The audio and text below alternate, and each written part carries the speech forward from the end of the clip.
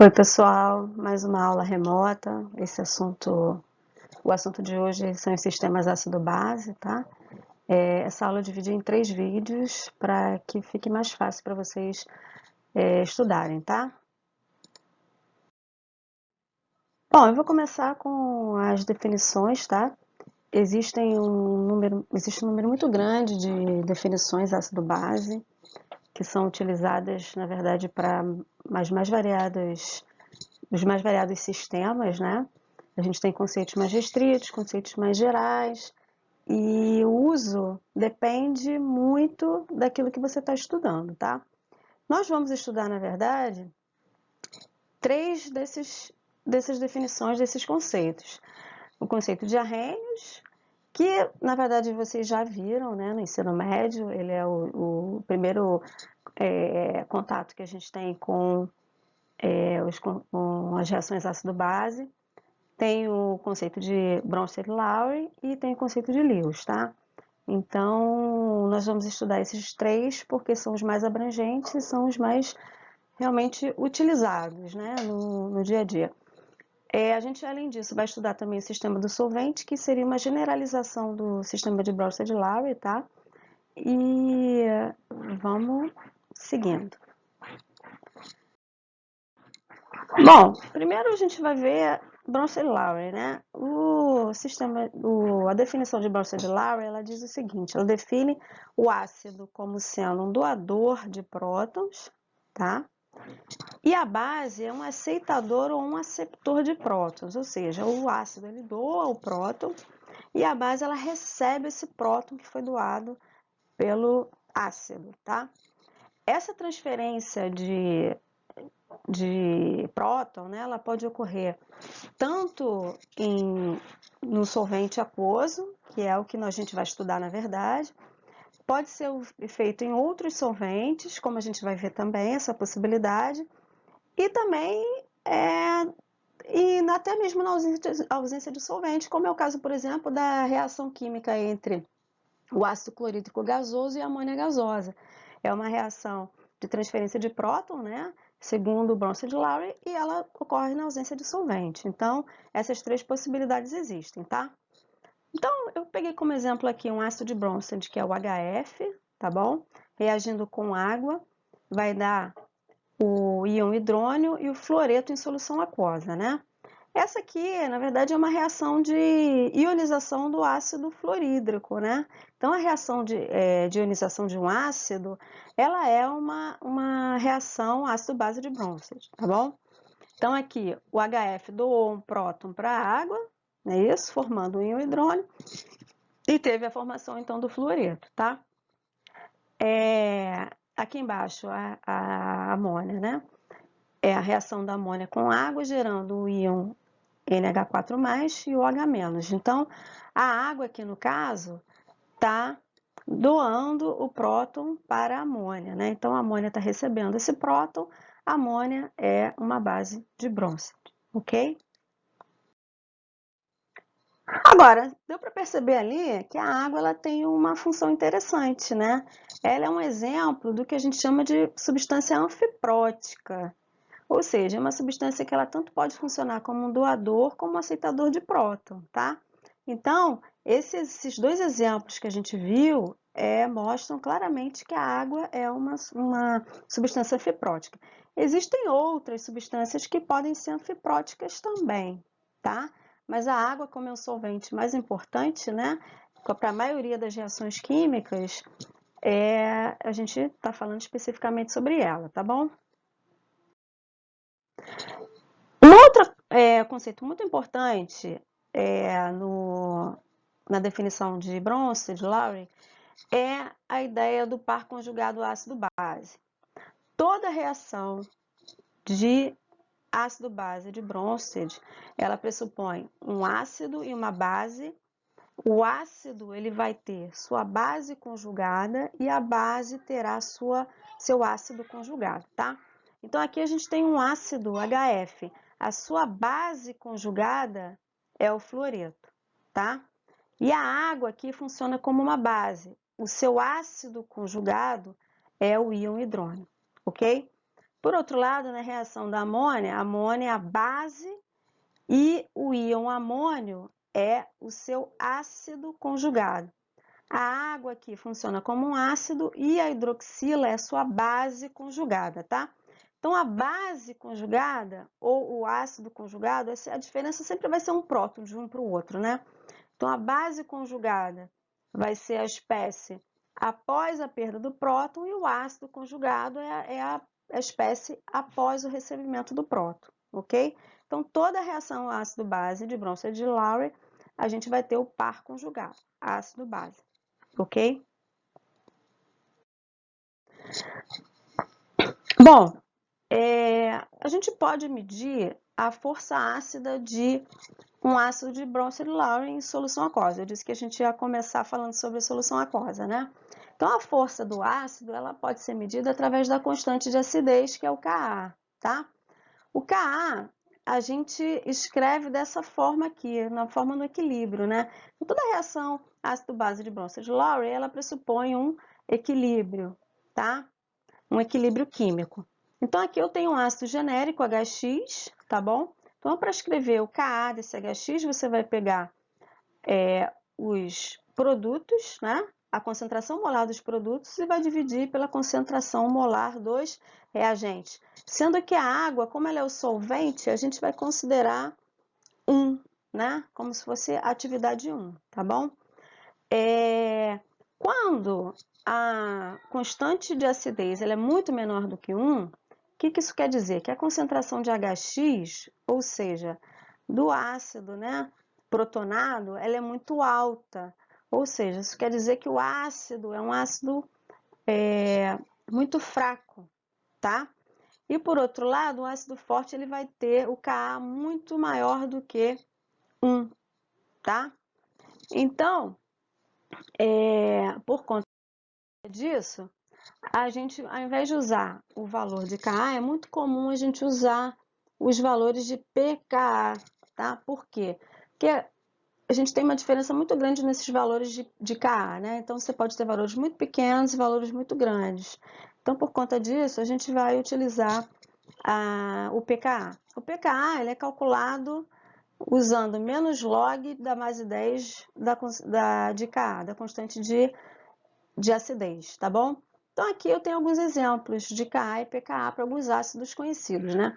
Então, tem o ácido perclórico, que é um ácido extremamente forte em solução aquosa, né?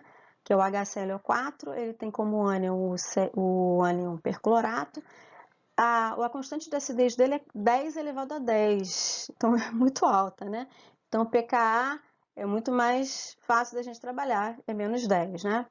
O ácido clorídrico, né, hidroclórico em inglês, o ácido clorídrico, HCl, tem também um ácido forte, né? Tem o Ka em torno de 100, então pKa é menos 2, né? O ácido fluorídrico é um ácido considerado moderado e já tem um Ka em torno de 3,5 vezes 10 a menos 4, ou seja, 3,45 é o pKa dele. E o íon amônio, né, que é o ácido conjugado da amônia, tem um Ka extremamente baixo, né? 5,5 vezes 10 a menos 10, ou seja, está em torno de 9,26 é o pKa do íon amônio, tá bom? Então, esses são alguns exemplos dos ácidos e suas constantes, ok? Bom, a gente viu na tabela anterior o perclorato e o ácido clorídrico, ambos são ácidos fortes, mas deu para perceber que o ácido perclórico é extremamente mais forte do que o HCl. Então, uma diferença assim, 10 elevado a 10 o Ka do ácido perclórico e 10 elevado ao quadrado o Ka do ácido clorídrico. O que acontece é que quando você dissolve os dois ácidos em solução aquosa, é como se os dois tivessem a mesma constante de acidez. O que eu quero dizer com isso? Que a ionização desses ácidos é praticamente 100%, de ambos os ácidos. Então, a água, a gente não consegue ver, a água limita, na verdade, a força desse ácido, tá? Então, o que a gente diz que a água ela tem um efeito nivelador, que é o que está aqui, tá? Porque tanto faz o ácido ter K10 ao quadrado ou K10 elevado à décima, que os dois vão estar 100% ionizados em solução aquosa, porque, na verdade, quem limita a acidez na água é o íon hidrônio. O íon hidrônio, na verdade, seria a espécie mais ácida possível em solução aquosa. Então, o que acontece? Para a gente poder determinar a força dos ácidos, né, dos mais variados ácidos em solução aquosa, a gente precisa usar uma substância que seja mais ácida do que a própria água, tá? Porque senão a gente não consegue diferenciar esses ácidos, porque justamente a água ela tem esse efeito nivelador, então ela pega, não importa se o ácido ele é muito mais se eu tenho um ácido perclórico que tem uma força ácida muito maior do que o ácido clorídrico, na água ambos vão ser iguais, entre aspas, praticamente. Então, uma maneira da gente de fazer essa diferenciação é usar um solvente mais ácido do que a água. Aqui, por exemplo, ele está usando o ácido fluorídrico líquido, tá? É um solvente excelente para poder diferenciar a força ácida, por exemplo, entre o ácido perclórico e o ácido clorídrico. Então, aqui eu tenho uma reação de ácido base do ácido perclórico em HF líquido. O que está acontecendo aqui? Então, a gente percebe que em HF líquido, o ácido perclórico é tão mais forte que ele acaba se desprotonando, ou seja, ele protona o ácido fluorídrico, ok? E se a gente for tentar fazer a mesma reação com ácido clorídrico, pode ser que ela não ocorra.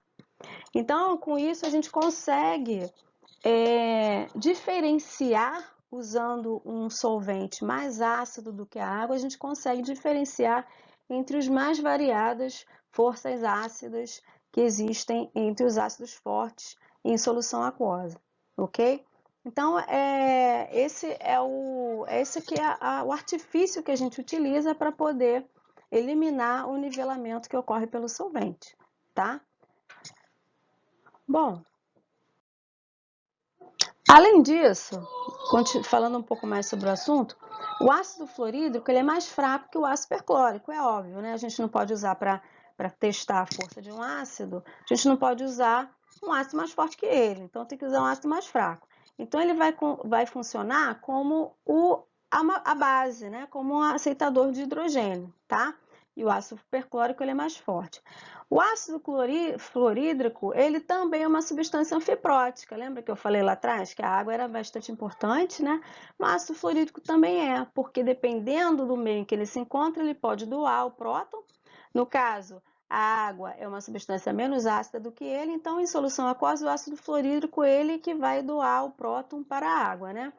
Mas, quando ele está na presença do ácido perclórico, ele recebe esse próton, né? Ele é uma substância menos ácida do que o ácido perclórico, ok? Então, como eu tinha comentado, esse experimento que a gente fez com ácido perclórico no slide anterior, se a gente repetir para vários outros ácidos, a gente pode colocar eles, então, em uma escala, vamos dizer assim, do mais forte para o mais fraco, ok?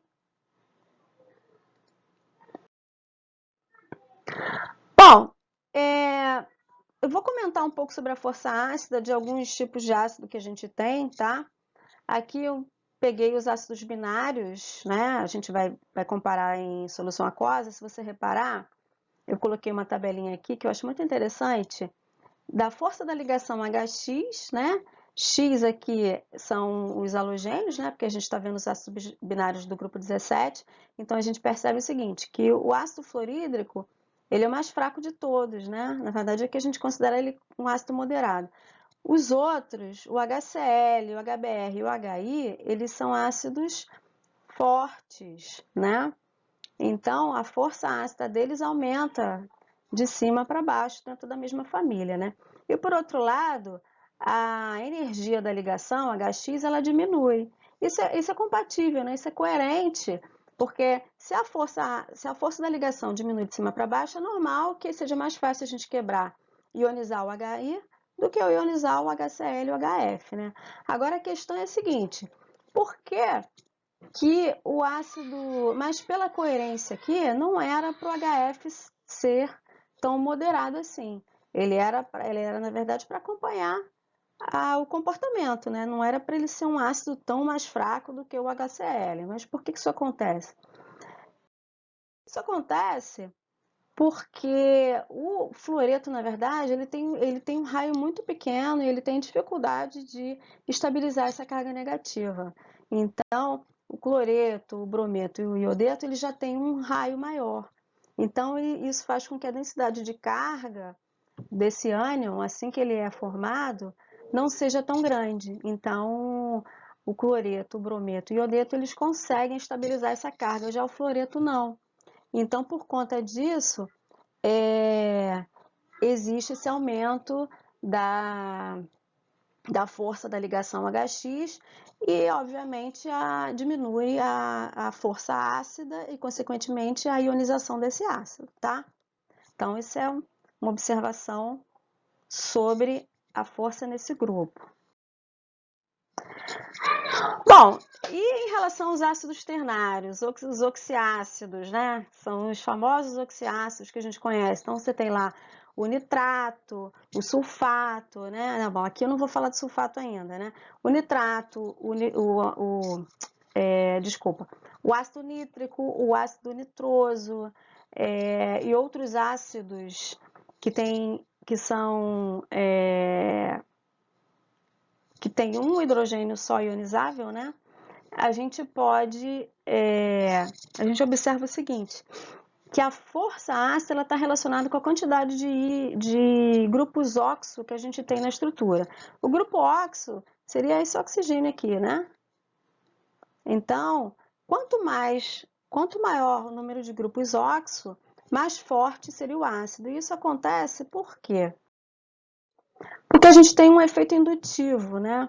Então, na verdade, os elétrons, o oxigênio sendo um elemento muito eletronegativo, ele atrai os elétrons da ligação, né? E por conta disso, esse oxigênio aqui, ele tende a ficar mais pobre em elétrons, então o hidrogênio ele fica mais solto, entre aspas, né? Você pode ver que aqui, com dois elétrons, com dois grupos oxo no ácido nítrico, isso é mais efetivo do que no ácido nitroso. Então, de fato, o ácido nítrico ele é mais forte do que o ácido nitroso, ok? E como é que isso funciona com ácidos polipróticos, né? Então, é nessa categoria que a gente tem o ácido sulfúrico, o ácido fosfórico e outros ácidos, né? O que acontece? Quando a gente tem mais de um hidrogênio ionizável, normalmente o primeiro hidrogênio ele costuma ser mais forte, ele é mais forte do que os demais, né? Então aqui a gente tem as duas ionizações dos dois hidrogênios do ácido sulfúrico. O primeiro, ele é bastante forte, ele tem pKa -2, né?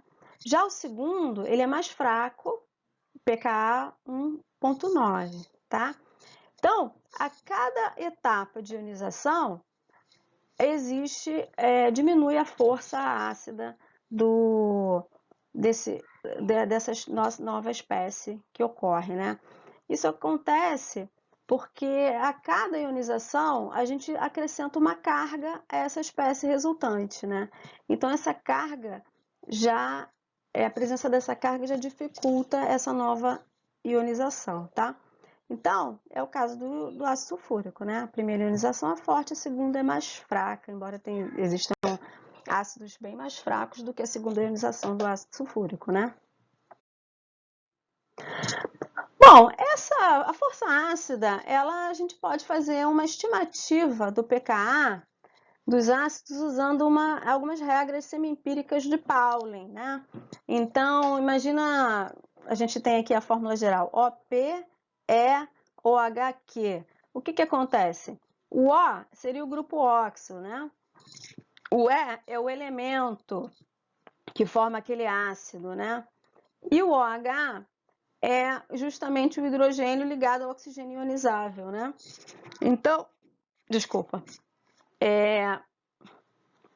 essa pequena fórmula aqui, ela permite a gente determinar, estimar, não determinar, né? Mas estimar um pKa que normalmente ele é bem próximo realmente aos pKa's que são determinados experimentalmente, tá? Então, ele está em função justamente do P, que é o número de grupos óxido, tá bom? E tem uma outra questão interessante que é o seguinte: os valores de pKa sucessivos de ácidos polipróticos, eles aumentam em torno de 5 unidades a cada transferência de próton. Então, por exemplo, você tem o ácido fosfórico. Então, você tem um pKa-X, que é a primeira ionização, a segunda você vai aumentar em 5 unidades e a terceira você vai aumentar novamente em 5 unidades. Então, você percebe que a cada ionização, o pKa ele diminui significativamente, tá? Mas isso é uma estimativa, mas normalmente ela é bastante compatível com o que ocorre experimentalmente, tá?